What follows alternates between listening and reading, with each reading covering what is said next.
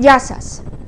Recently, I wrote a series on country, religion, family, or Patris, Thriskia, Οικογένεια. This was a popular slogan used during both the 4th of August regime and the revolution of the 21st of April 1967.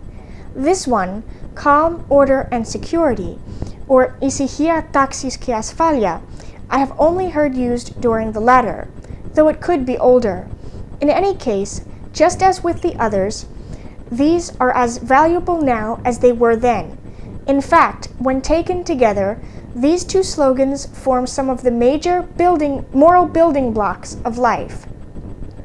Unlike in the previous essays, I will be viewing each of these from both a personal and a national point of view, as I believe that each can be viewed differently depending on the context on which it's used.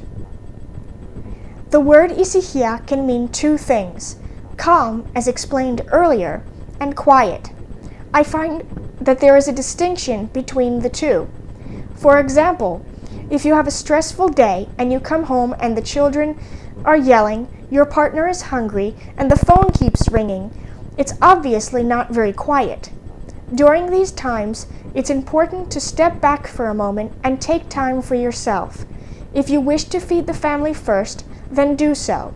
But it's essential that we all take our personal quiet moments when no one bothers us and when we can sit and contemplate things or just escape from the normal demands of life. Even for those of us who don't have children or busy lives, there are times when we should just unplug the phone, turn off the computer, and, to use the colloquial expression, veg out. This should be done for between 5 and 15 minutes per day.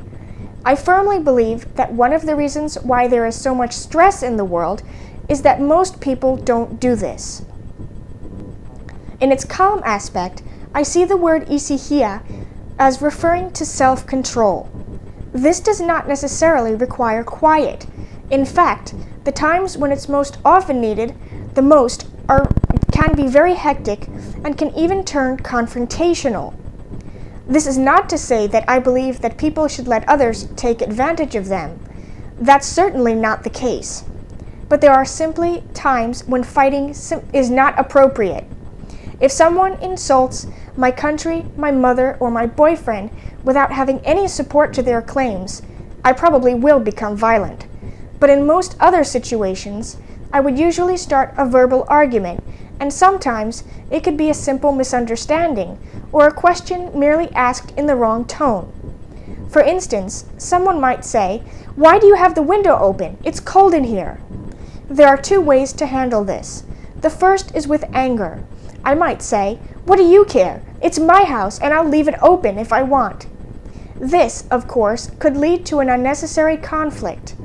The second is the more rational approach. I might say, calmly, "Well, it was hot in here when I first opened it, but you're right. It is getting cold now."